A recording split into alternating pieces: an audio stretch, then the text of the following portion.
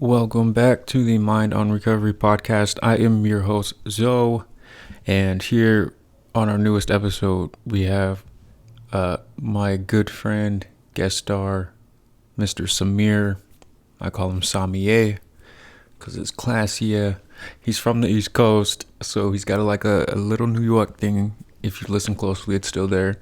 And I tease him about it, but really, I just wish I had one.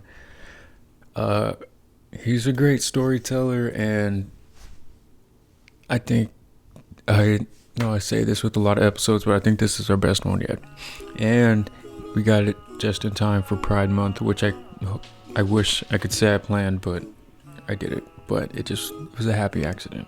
So without further ado, here is our newest episode on sex and sexuality with my good friend Samir.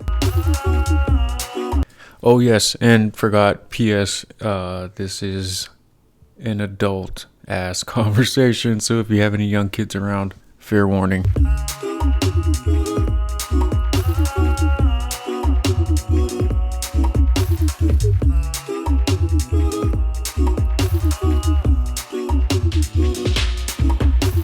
Mind on Recovery podcast, welcome. I'm with my guest star, Samier, as I call him, also Samir.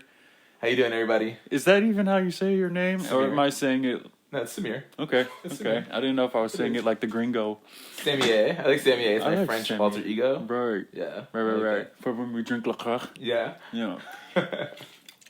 And this is going to be like one of our quick interviews type dealios. We're going to be in and out, but the topic I have for us today is sex/sexuality in recovery, because we definitely dealt with our own experiences with that in the beginning. So, little backstory: I met Samir in Kaiser AMRS, which is like an outpatient type of program. What was that, like 2 years ago? Almost. A little over 2 years ago. It's like an Yeah. outpatient daily rehab. Right. Rehab light. Rehab light.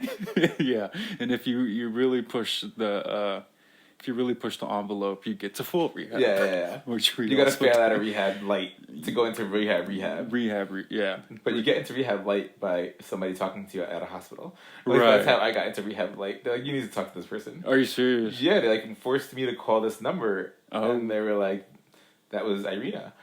And I was like, hey, you gotta like... Oh, the little Russian chick. Yeah. Yeah. And she was just like, yeah, you're an addict. You're gonna do this. Okay. Just nonchalant. I'm like, you're not wrong, but I'm not sure about all this. Right. Let's see where it goes. Yeah. Yeah, so we did that.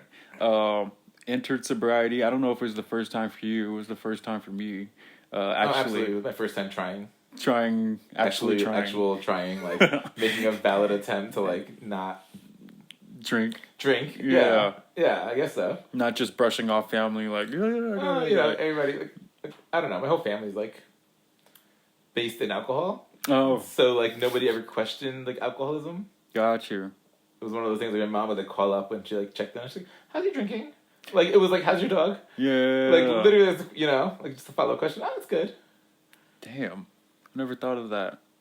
Is that just the culture? I guess, like, it was, like, the whole thing. My father was, like, an alcoholic, and my brother's a big drinker, and, like, we have family like that. So I think it was just nobody saw... Not that they didn't see an issue with it, because everybody's fully functional. Nobody even thought of, like, the fact that, like, it's an issue. Right. Like, nobody's like, oh, yeah, you're just a big drinker. No one was like crashing cars. Yeah, it did happen. Like, oh. Like, chalk it up to, like, bad luck, Right. I don't know. I needed the new model anyway. Yeah, like something like ridiculous would be like, Yeah. Hate you. So, we met over there. That was like 2 years ago. First time really trying to get sober. And with this component, I was still coming into my own sexuality. So just meeting you, who, sorry for saying, it was just like sex. It was liberating for me in a way, because I was like, okay, I'm trying new things out, and here's this person that could guide me. And he just happens to be funny as hell and is also on the same sobriety tip. Little did we know sobriety or recovery, 12-step recovery, has these little suggestions, these high suggestions about sex and relationships. I just want to read off one if I still can while recording. All right. One general rule in 12-step lore is to have as much sex as you want in the first year. And after the first year's done, you can start having it with a person. Agree or no?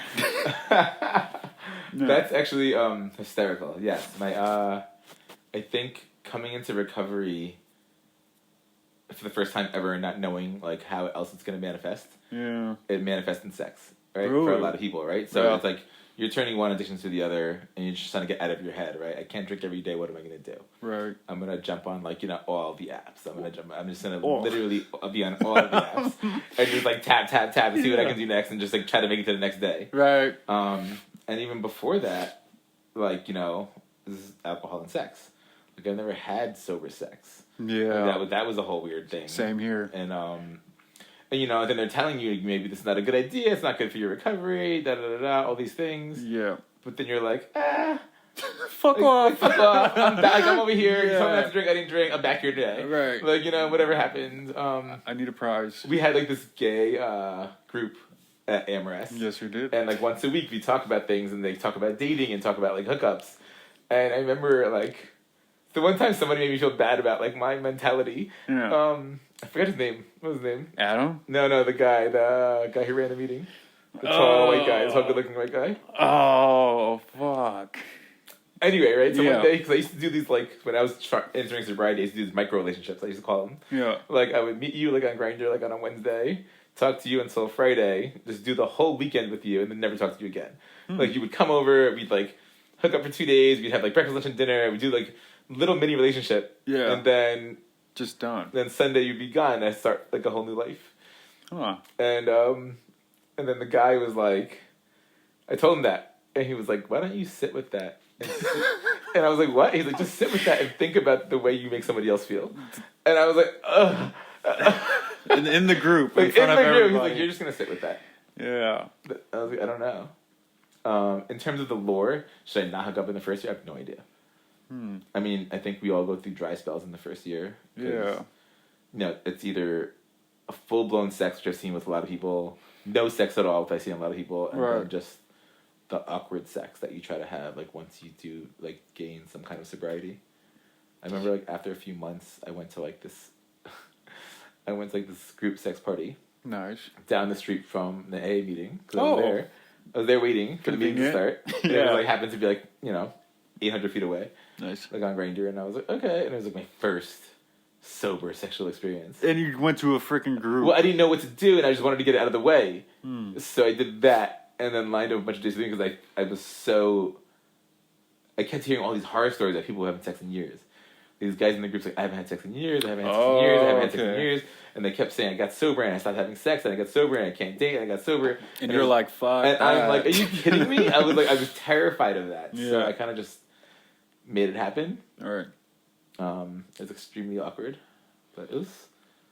Yeah. I got through it. It wasn't more awkward than, I don't know.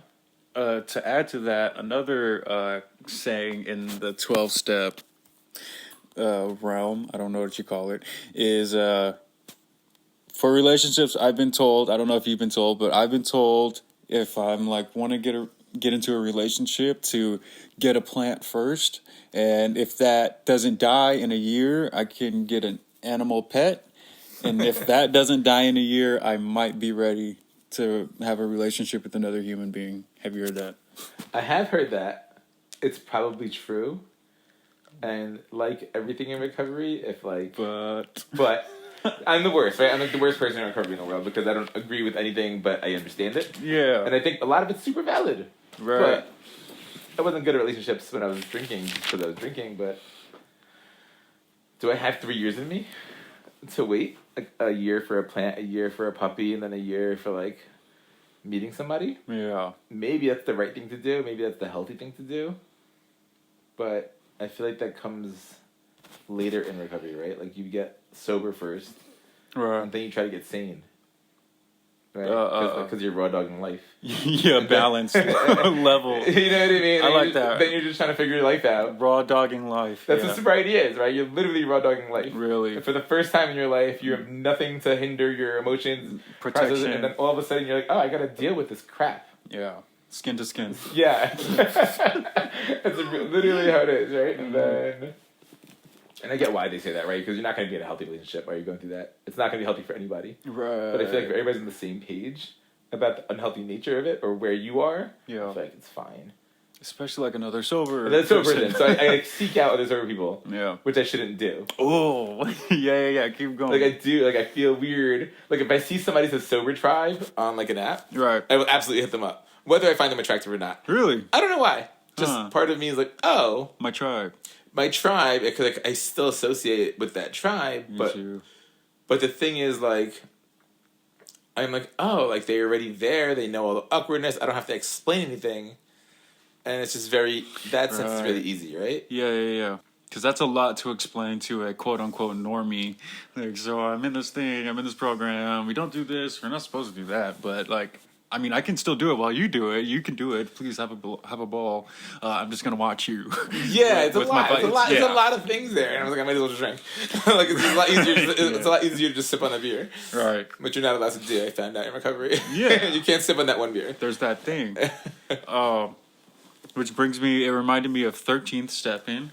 13th stepping. How would you describe 13th stepping? Another term in the 12 step. 13th stepping is when like a sober person who's been in recovery and knows better, not another newcomer, takes out a newcomer, basically like haunts the rooms for like the fresh meat.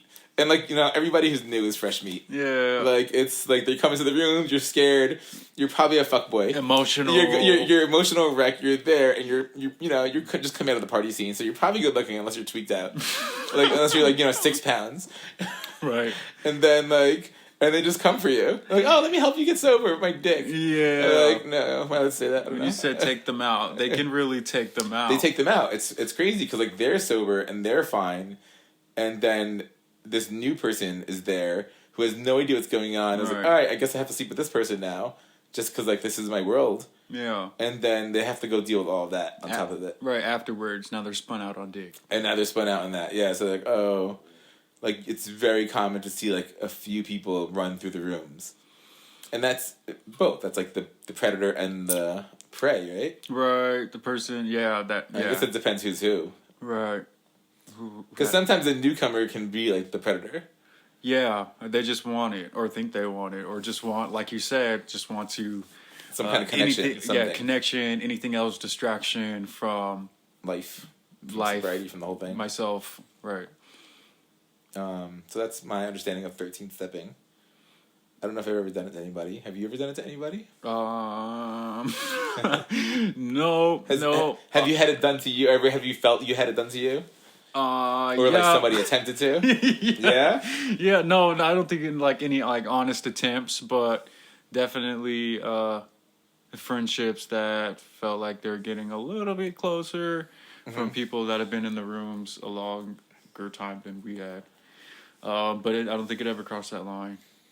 Now, what are your thoughts? And I'm not supposed to be asking you questions. No, you're fine. And like, unlike newcomers hooking up with each other. I mean, I think that's fine to an extent. As long as everybody's adults, it's all legal and kosher.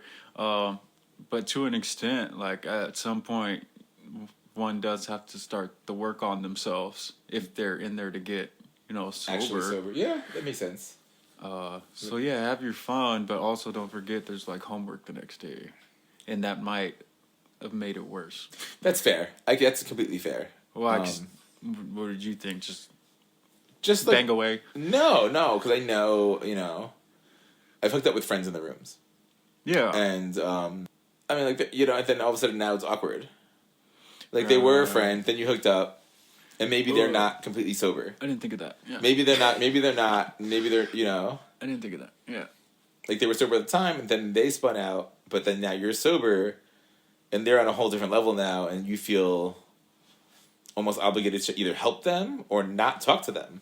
Like, it can go either end, right? Like, you can either get pulled into it. Because I've been on that train where, like, we had somebody from AMRS. Remember he called me? and made me go to his house. Yeah. And he was wasted, and then I was like, all right, I might as well drink with you.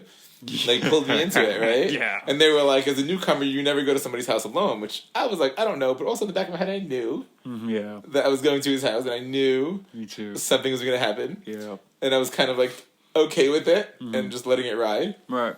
But this is the other side of like, you're still trying to get sober, and you're still a little scared, and this person's out, and you want to shun them because you're scared of and not shun them because they're doing something wrong. Yeah, or they're bad people. Or you're going to shun them to protect yourself. Right. Because you're terrified of what that's going to do to you. Yeah. And I've been in both camps. And that's what the program kind of... And that's why they're like, don't touch each other. Yeah. And those are all weird situations to be in, but I've been in both camps. I see how that works, so I don't know. I think the best solution for that is like open and honesty with everybody.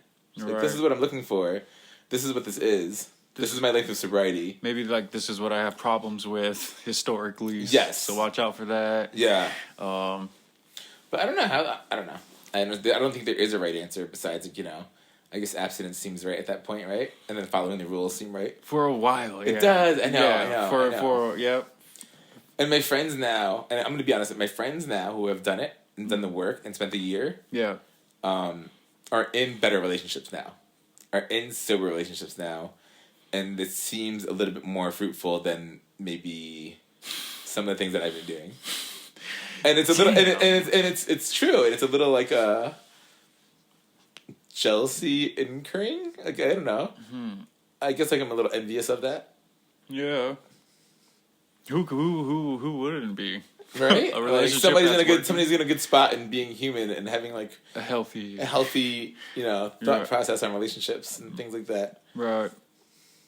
I think it'll come for us one day. I think it will too. Yeah. And like I think like the longer we get and the more we work a program, and even whether it's a program or not, actually we were just talking about this, like everybody's program is different, right? Yes. So as long as we continue to take care of ourselves and are honest with ourselves about what's happening in our own lives, then I think it'll work out, and honest with everybody else about it. That part right there, like taking care of ourselves. I like actually caring about ourselves, because you know that cliche phrase, you know, no one's ever gonna love you if you don't love you. Oh yeah. That type of thing. So yeah, I think that hits home right there. That's huge. Just working on ourselves and just letting that do the talking. And just knowing when like something is wrong. Yeah. Like I think that's huge for me at least. I know like I have massive cursors that I follow, and I know I have to reset. Like I know like if all my dishes are dirty, I have to reset my week. Like that means something's wrong. I am not in the right place. Whoa, I like that. It's like it's a visual cue for me. Like, oh, if I can't find a clean cup in the morning, something's seriously wrong. Yeah. Like that's something, and I live alone, so I literally, like, you know what I mean? Like I know my life is in chaos. That's me. It's a huge like red flag. Life is in chaos. Figure it out, and the first thing to do is clean, because my first area of like organization in my head is like in my apartment. Yeah. Like, everything has to be clean or put in place, and then I can like, all right, cool, structure. Right. Because structure is essential. But I feel like knowing those cursors and knowing those like red flags are huge. Because that's like what basically all sobriety is about, right? Is learning when to not act in a certain way. Yeah. That's pretty much what it is, right? Like, oh, you have this craving, don't do that. You have this, don't do that. You have this, don't do that. Not repeating history. Yeah. I'm thinking about my own like goddamn room right now. About your cues? It's just like so. It's not true for everybody. It's an also aha like, moment. I'm a product of child therapy, so like when I was a kid, they were like, "Oh, just clean your room," and that was like a catharsis thing, right? Really? So like it stuck with me. Yeah. Now I'm like, all right, chaos. I can't control anything but this immediate room. I'm gonna make this immediate room organized. Right. Or I'm just like, I don't know. Like, oh yeah, I'm gonna look for my own cursors soon. Like, do you know like? There's got to be something, right? Like, whether your car is a mess. I used to have how many water bottles I have in the back of my car. It still looks like I use in my car. It's still like there's wrappers. Yeah, but you have time now. You're doing really well. There's clean wrappers. Do you still have like 14 bags of McDonald's in your trunk? Not in the trunk, in the back seat. In the back seat? In the back seat. I remember that from like a year ago. I was like, what are you doing in here? And how are you skinny? I was swimming. I was so mad. Yeah. There's clear little plastic wrappers that look like dope wrappers, but they're actually to the Mexican spoon candies. It's just so bad. But that's my what is it, like my baseline? That's your baseline. That's fine. So When do you ever feel like you're hitting chaos moment? Do you know what that feels like? When it gets too much. Like, when do you see it? Can you see it coming? Obviously, you can because you've been doing so well. Yeah, I can. Do you know what that? Yeah, when I can't take the dirtiness in my car, when it's like starting to get embarrassing to myself, like I don't want to live like this anymore. It's like that's when it's like take care of it, clean something, schedule the time, be a grown up, cut it out, cut it out. But you're good about that. You're good at structure. I'm getting better. And you're good at organization, like timing things out and like setting up a life. I feel like I like the idea of organization. I feel like you always looked very organized to me. I have like 3 words on this notebook. Dude, but I like the look of the notebook. I have like 6 notebooks. That's the problem. I have like 14 pads, Post-its everywhere, 6 notebooks in my laptop. And then I put it all together and try to make it work, but I'm like not... Like I know what to do to be organized and like make myself less chaotic, but yet there's still just... Yeah. I feel like it's a... Minority Report, where I'm moving shit around. You know and you're just like trying to figure it out, and like Tom Cruise. Just moving all things around. That's my life until it just like clicks. Trying to juggle it all until it clicks into place, and then like you're good for a week. Yeah, that's my Monday through Thursday or whatever. Right, like I got it down. Okay, I'm gonna swing back to sex. Okay, go ahead. Sorry. No, it's fine. I got. These are the actual 3 questions I wrote down for you. First, did you find it hard with relationships or sex in early recovery? So, kind of going back to the having sex sober for the first time. Was that difficult for you? Yes. Or did you just do it? Both. It was super difficult, super awkward. Yeah. So I did a couple of things to combat it, right? Because I was really destined to not be awkward with sex. I didn't want to lose it. Yeah. You don't want to lose it. I don't want to lose it. You don't use it, you lose it. Yeah, I didn't want to lose sex in my life, and I also came out late, and I started hooking up with dudes later on in life, and so like I wasn't gonna give it up. I was like, no, like that's not happening. But yes, it was super awkward in the beginning, and I went on a ton of dates or like hookups or things like that just to get the awkwardness out of the way. Yeah. And people are weird. So it doesn't make it better. Like, you know what I mean? Like, people are super weird, like, in hookups. Like, I don't think I ever realized how awkward people are until I was sober, hooking up with people. In general, just weird. People are just weird. Yeah. And, like, doing that sober is really hard. Because a lot of them are not sober. Right. And I don't have, like, that drunk... I used to just, like, literally, like, house a bottle of vodka before anybody came over, and then that'd be fine. Like, whatever. In my head, I was, like... suave and debonair, and I could, like, make it work, and I was, like, funny and charming all at the same time, and I'm probably just sloppy and just whatever, but I made it happen. Right. Sobriety was like, and I'm like, do I look at him? Does he look at me? Do I kiss him now? Is this weird? Do we just start off the bat, or do I say anything, or, I don't know, do I put him in my room? It was, like, all the things in my head that come to your head, like, were there, and I was like, and then you just have to do it. Yeah. And then you're just like, then I was like, all right, I'm just gonna do this. So was it good? No. Oh my god, it was so bad. It was so bad. One, because like I either like wasn't into it because I couldn't get out of my own head. Yeah. Or 2 is like I literally bust immediately because like I'm not numb. I'm not completely numb and I'm not wasted. You feel everything. You feel everything, and I was like, "Is this my sexual repertoire now?" Yeah. It's like this. Like, so you gotta like build up other things, right? Yeah. And that was awkward. Because, like, oh, sorry. No, like, no, like, to the person. Oh. I was like, oh, my bad. I guess you're going to go now? Yeah. Like, I don't know. Like, that's just awkward. I think it just takes time. And I think the weird thing about sobriety is, like, in sex is it goes through phases. I go through waves. I have, like, 3 months of, like, just putting my dick in anything that moves. Really? And then, like, 6 months of, like, celibacy. Oh, that's how I am with video games. And then just, like, literally, I whether I'm working or doing something else, I realize that I haven't had sex or haven't hooked up or haven't even talked to anybody in a long time, and I'm like, why? And then I feel weird about myself and bad about myself, and then I'll start actively trying to do it, whether I feel it or not, trying to force it.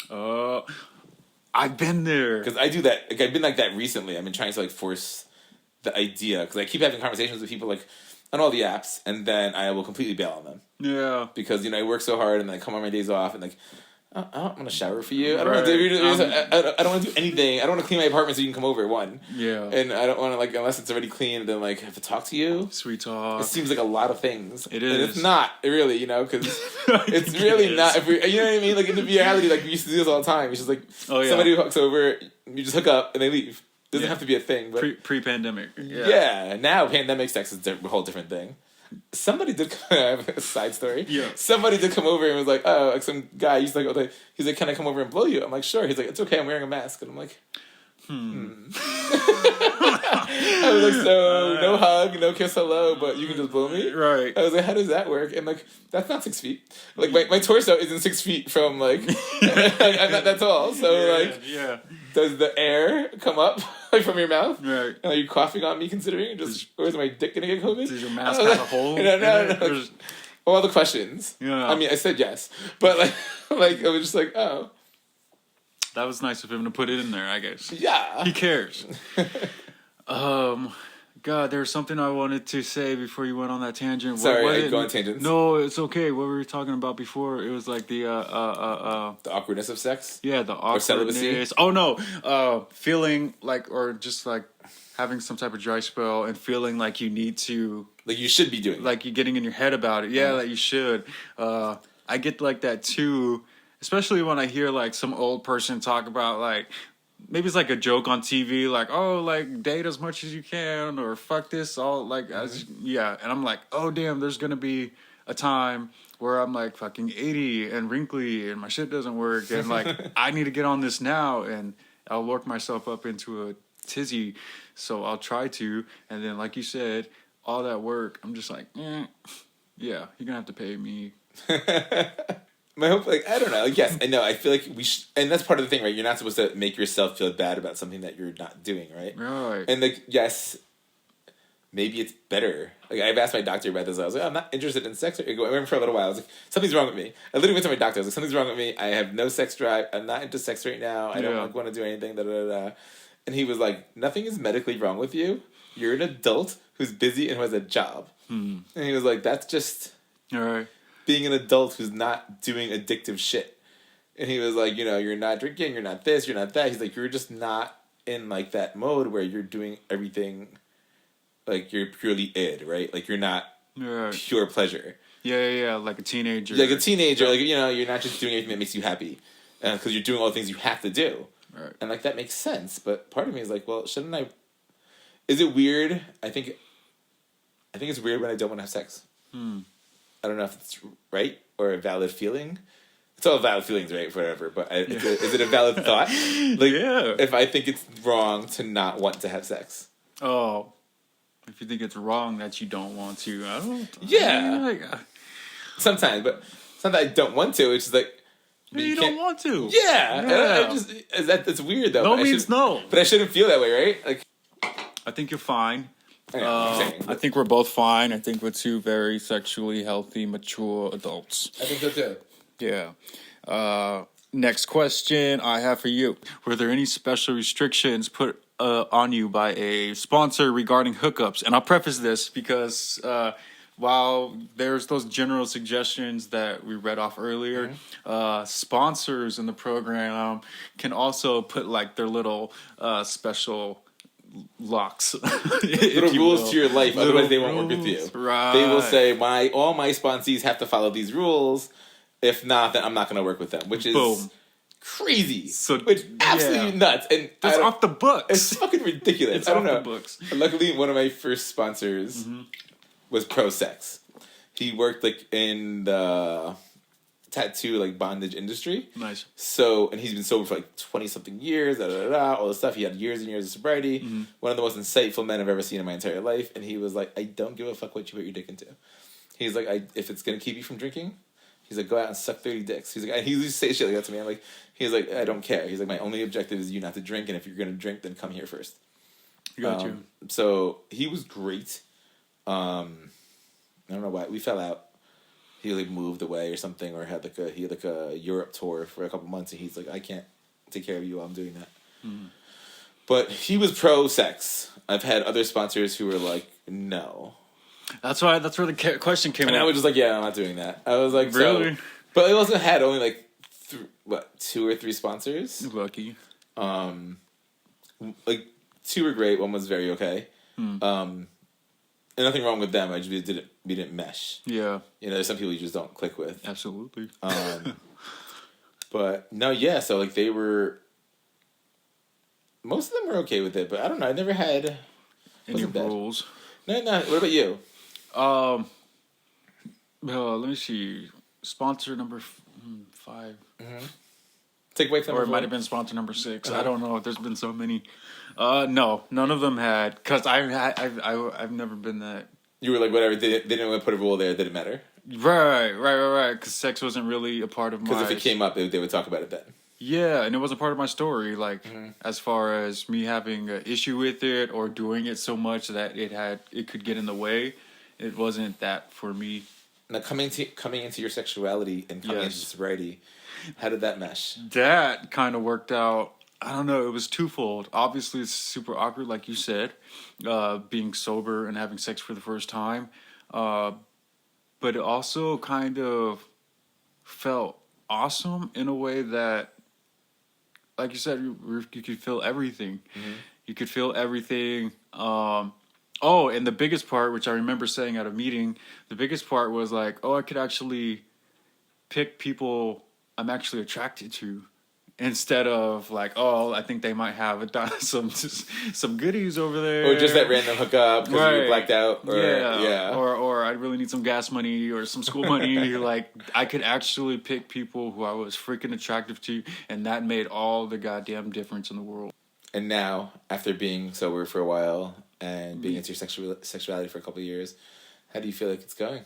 I feel like an old man. No, stop it. I mean, I'm like I don't know. I feel like, I don't want to say I'm with you, put you in the same boat, but like, it's not on my priority list. Okay.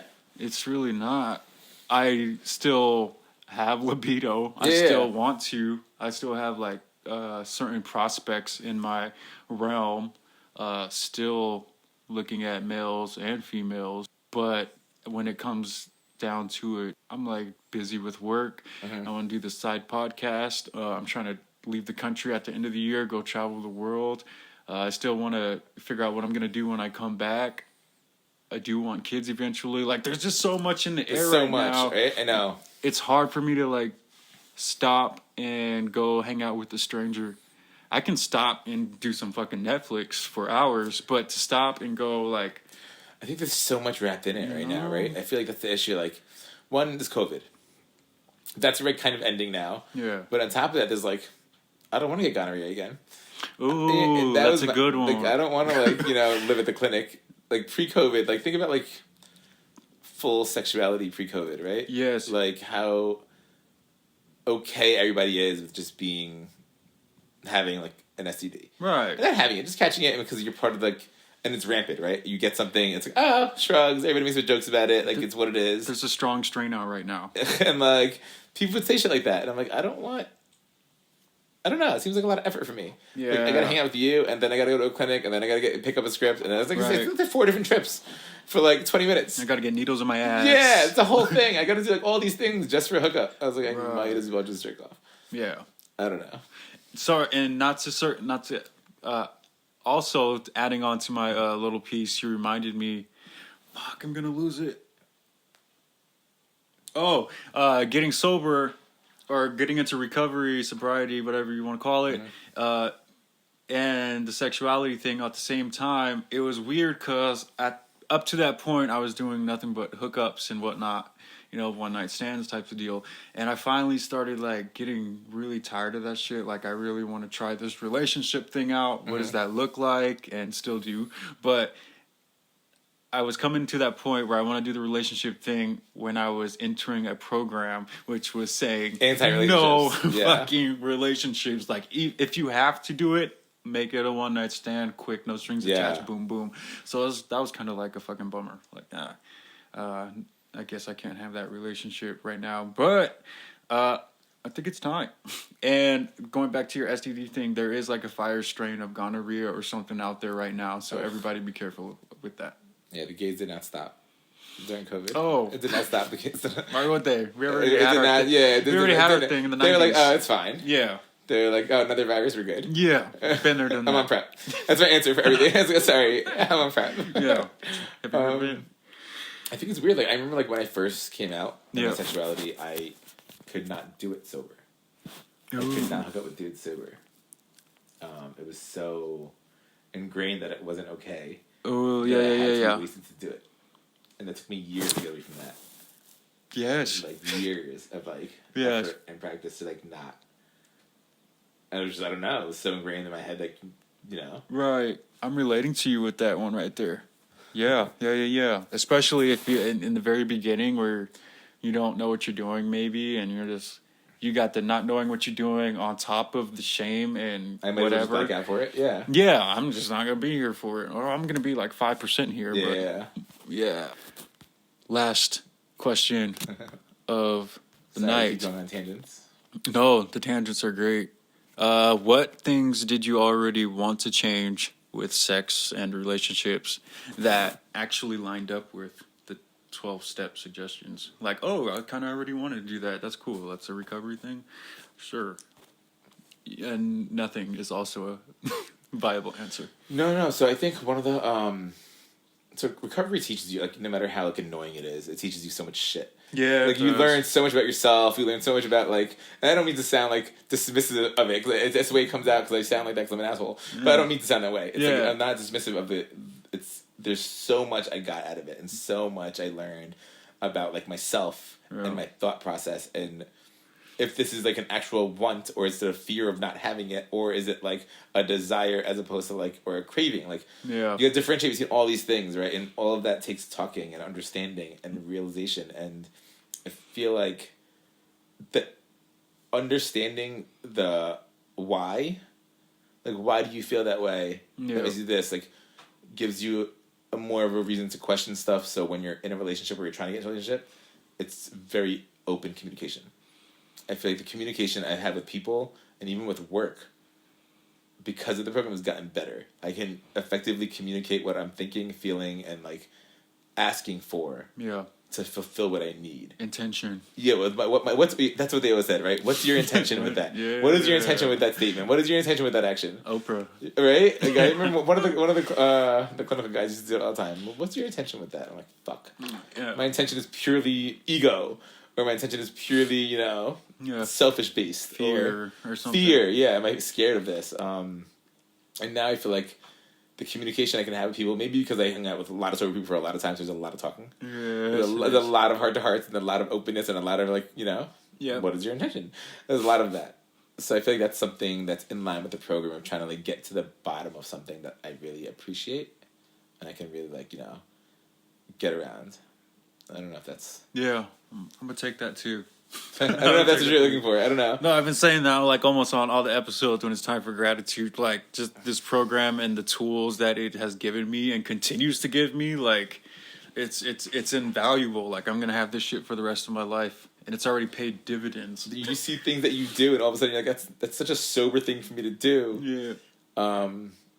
But you don't realize that at the moment. But after, I'm like, I learned that. Like this is a learned response. Right. And then you're like, oh fuck. They trained me like a fucking monkey. You do this, you do this, you do this, you do this, and I'm like, fuck.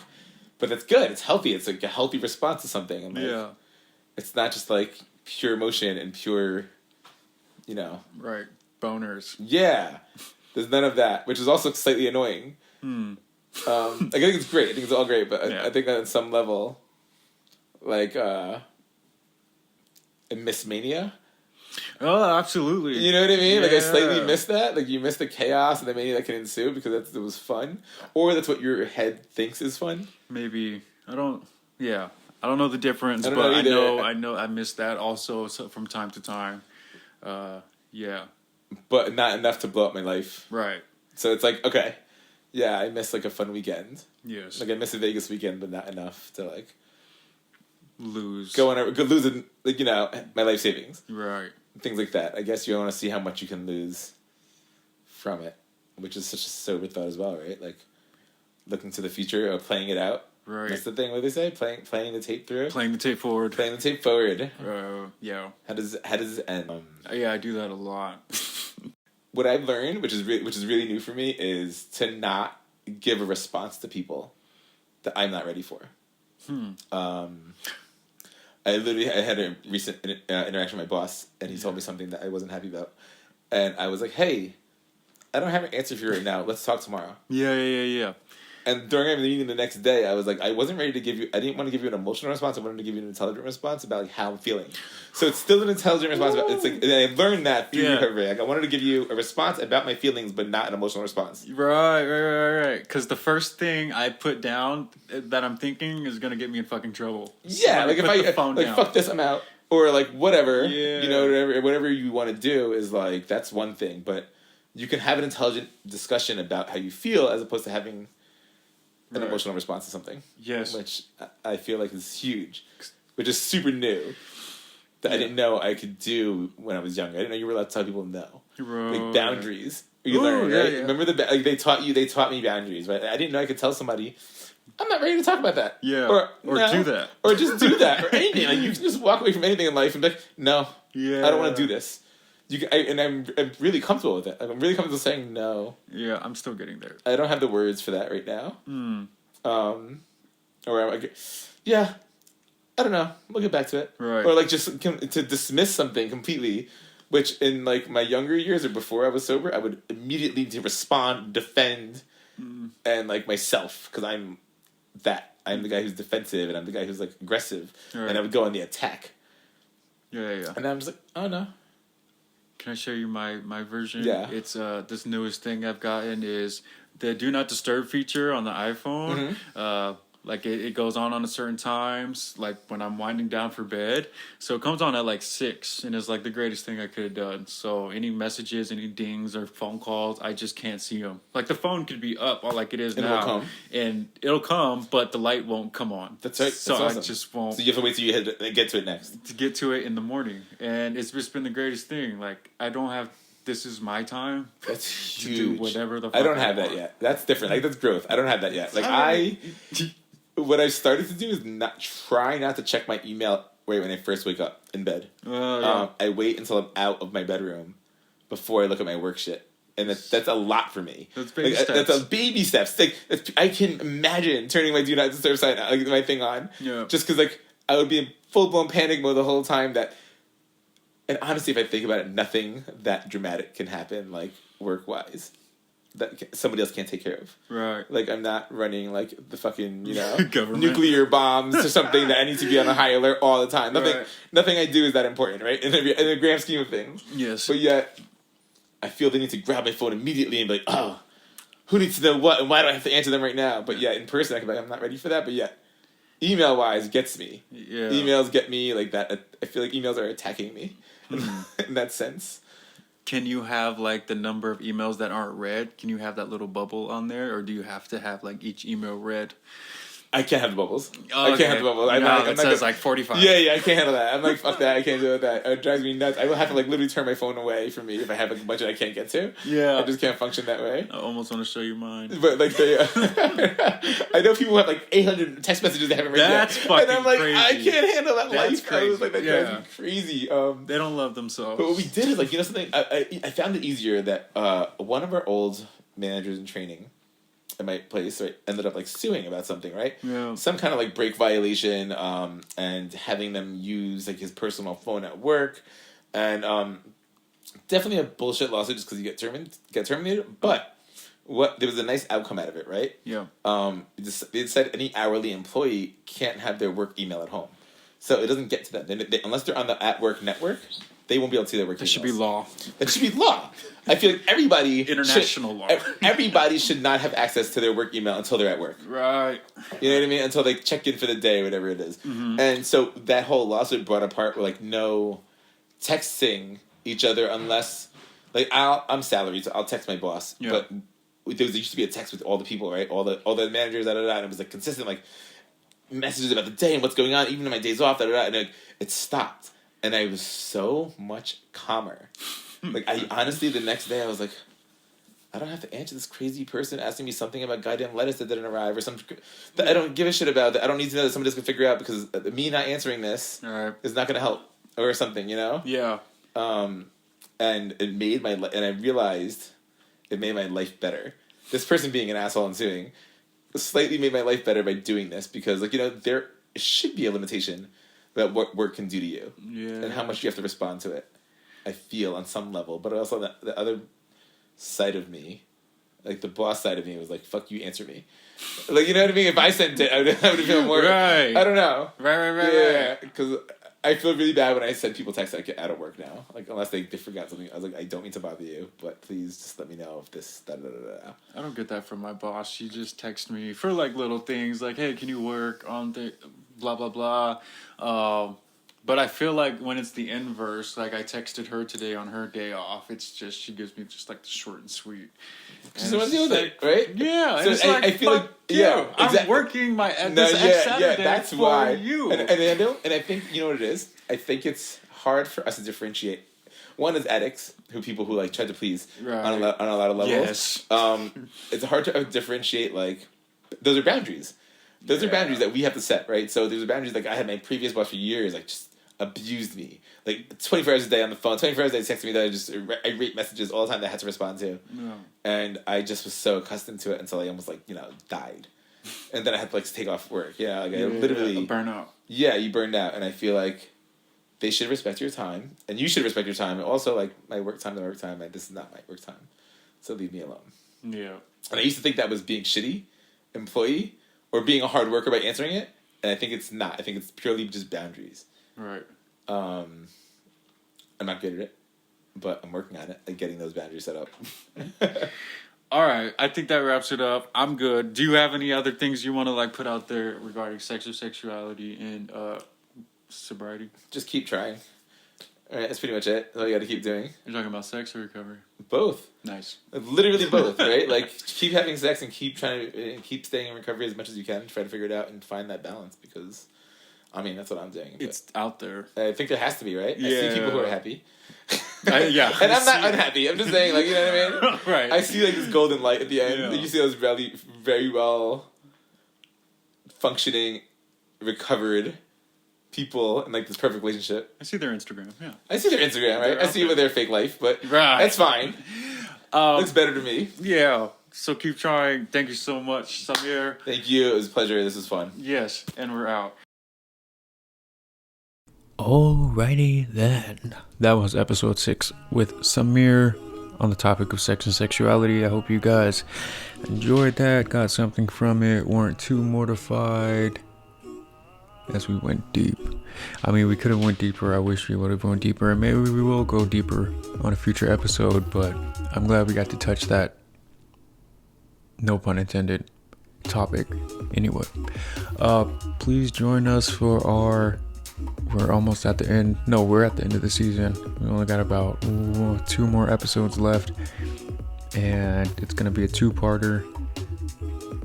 Part 1 and Part 2 featuring yours truly. And I'm hella excited for it. I'm hella excited for summer break and to just have a break from recording. So, with that, I am signing out. Namaste. Have a great week. Loves and kisses. Alright. I'll see you on the flip side. New York out, baby.